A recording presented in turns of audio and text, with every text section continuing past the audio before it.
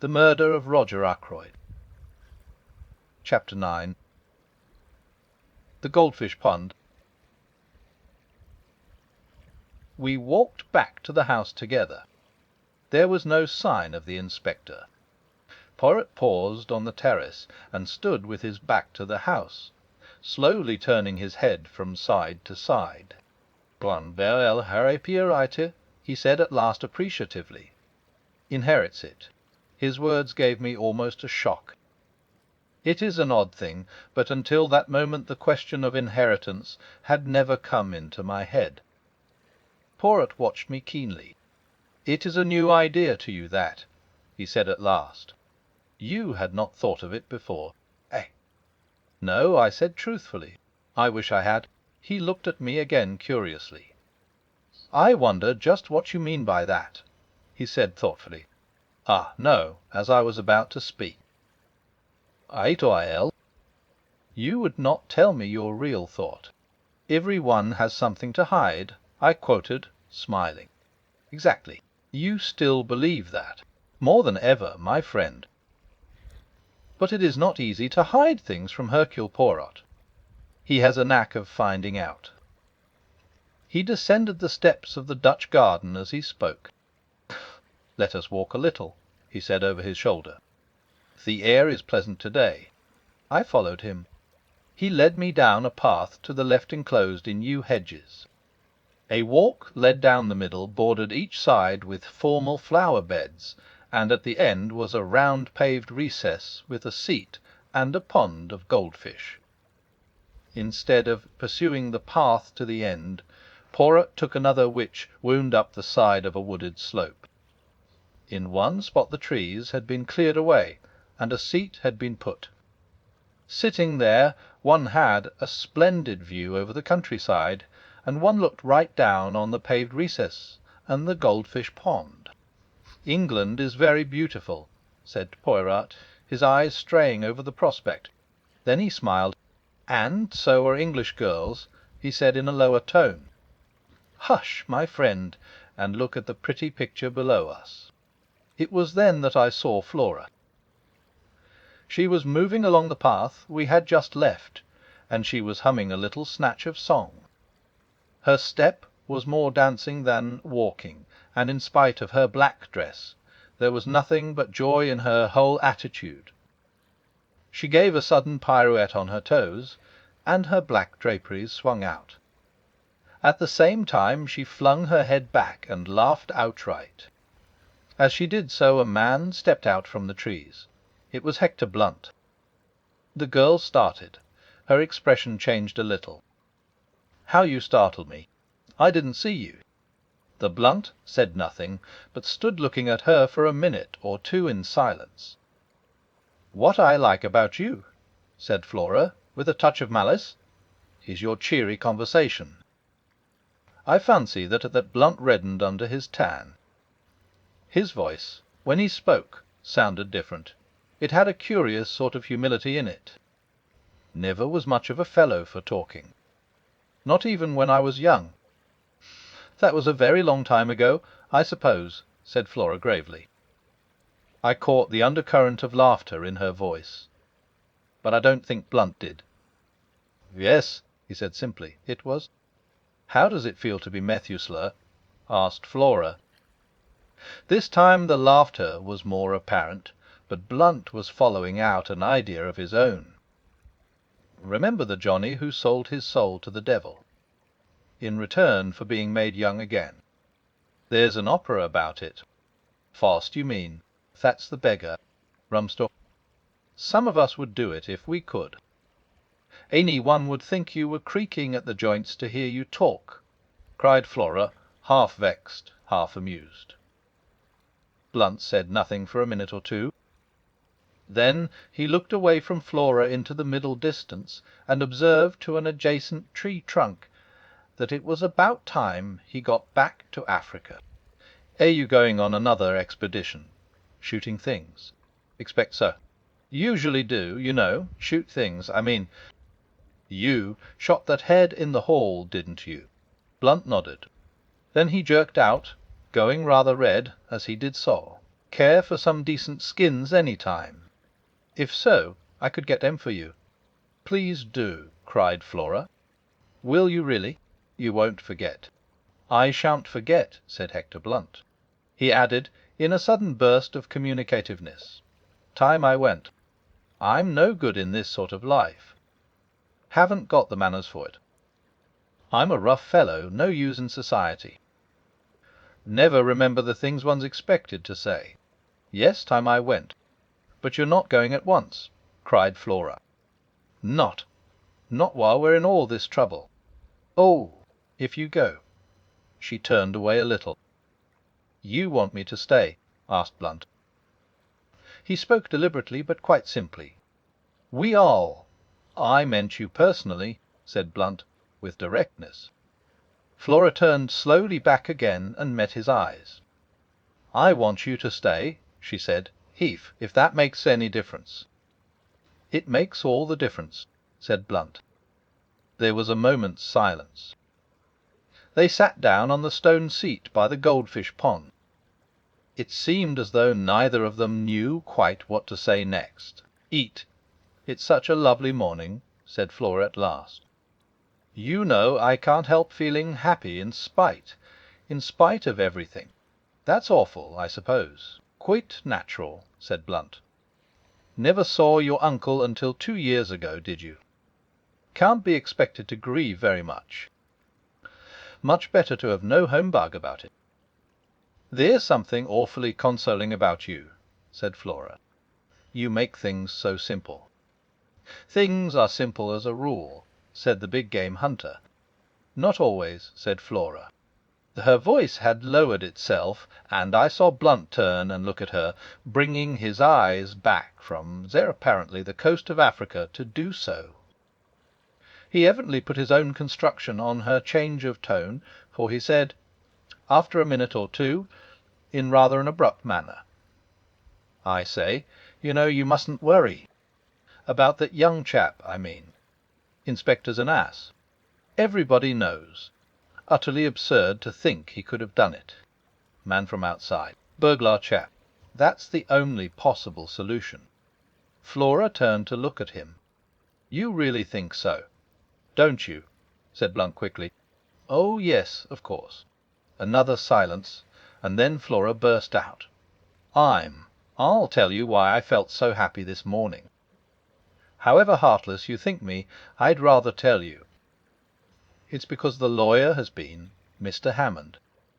He told us about the will. Uncle Roger has left me £20,000. Think of it! 20,000 beautiful pounds. Blunt looked surprised. "Does it mean so much to you?" "Mine much to me. Why, it's everything. Freedom life. No more scheming and scraping and lying." "Lying!" said Blunt, sharply interrupting. Flora seemed taken aback for a minute. "You know what I mean," she said uncertainly. "Pretending to be thankful for all the nasty cast-off things rich relations give you. Last year's coats and skirts and hats. Don't know much about ladies' clothes. Should have said you were always very well turned out." "It's cost me something, though," said Flora in a low voice. "Don't let's talk of horrid things. I'm so happy. I'm free to do what I like. Free not to." She stopped suddenly. "Not to what?" asked Blunt quickly. "I forget now." "Nothing important." Blunt had a stick in his hand, and he thrust it into the pond, poking at something. "What are you doing, Major Blunt?" "There's something bright down there." Wondered what it was. "Looks like a gold brooch. Now I've stirred up the mud, and it's gone. Perhaps it's a crown," suggested Flora. "Like the one Mene Lezande saw in the water." "M.I. Lezande," said Blunt reflectively. "She's in an opera, isn't she?" "Wes, you seem to know a lot about operas." "People take me sometimes," said Blunt sadly. "Funny idea of pleasure. Worse racket than the natives make with their tum-tums." Flora laughed. "I remember Mene Lezande," continued Blunt. "Married an old chap old enough to be her father." He threw a small piece of flint into the goldfish pond. Then, with a change of manner, he turned to Flora. "Miss Ackroyd, can I do anything? About Peyton, I mean. I know how dreadfully anxious you must be." "Thank you," said Flora in a cold voice. "There is really nothing to be done. Ralph will be all right. I've got hold of the most wonderful detective in the world, and he's going to find out all about it." For some time I had felt uneasy as to our position. We were not exactly eavesdropping, since the two in the garden below had only to lift their heads to see us. Nevertheless, I should have drawn attention to our presence before now, had not my companion put a warning pressure on my arm. Clearly he wished me to remain silent. But now he rose briskly to his feet, clearing his throat. "I demand pardon," he cried. "I cannot allow Mademoiselle thus extravagantly to compliment me, and not draw attention to my presence. They say the listener hears no good of himself, but that is not the case this time. To spare my blushes, I must join you and apologize." He hurried down the path with me close behind him, and joined the others by the pond. "This is Hercule Poirot," said Flora. "I expect you've heard of him." Poirot bowed. "I know Major Blunt by reputation," he said politely. "I am glad to have encountered you, Monsieur. I am in need of some information that you can give me." The Blunt looked at him inquiringly. "When did you last see M. Ackroyd alive?" "At dinner." "And you neither saw nor heard anything of him after that?" "Didn't see him. Heard his voice." "How was that?" "I strolled out on the terrace." "Pardon me, what time was this?" "About 9:30. I was walking up and down smoking in front of the drawing-room window. I heard Ackroyd talking in his study." Poirot stooped and removed a microscopic weed. "Surely you couldn't hear voices in the study from that part of the terrace?" he murmured. He was not looking at Blunt, but I was, and to my intense surprise I saw the latter flush. "Went as far as the corner," he explained unwillingly. "Indeed," said Poirot. In the mildest manner he conveyed an impression that more was wanted. "Thought I saw a woman disappearing into the bushes. Just a gleam of white, you know. Must have been mistaken.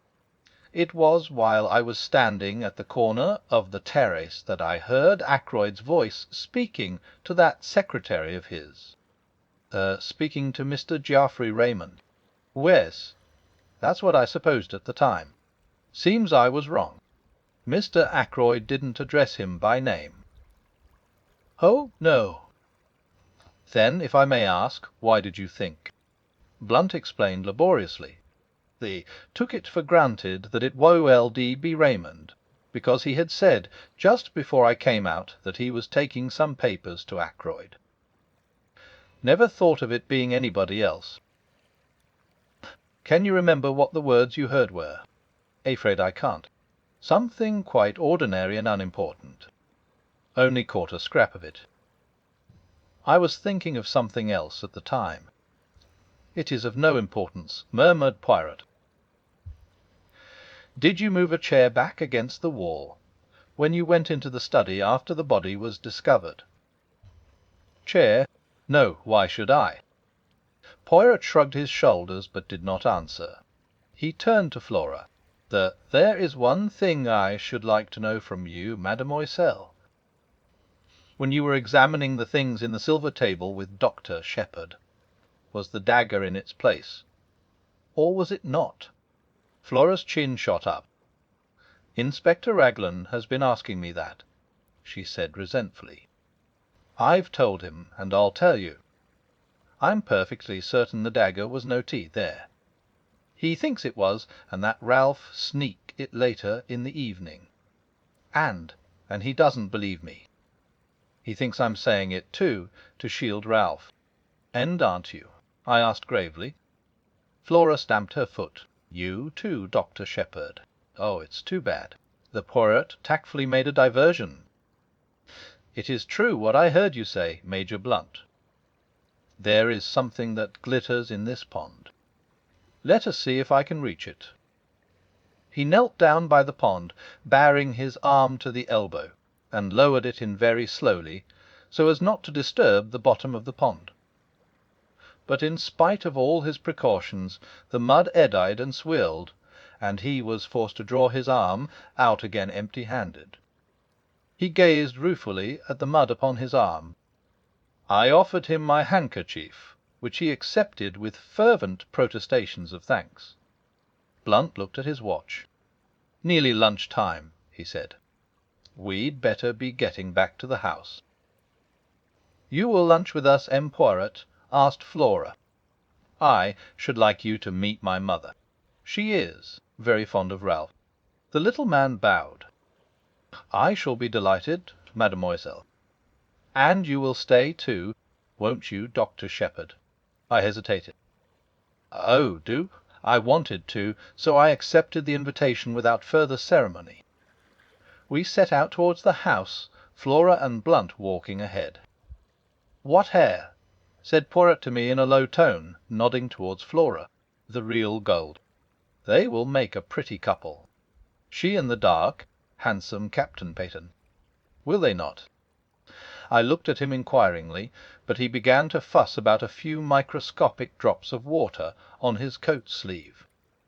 The man reminded me in some ways of a cat, his green eyes and his finicking habits.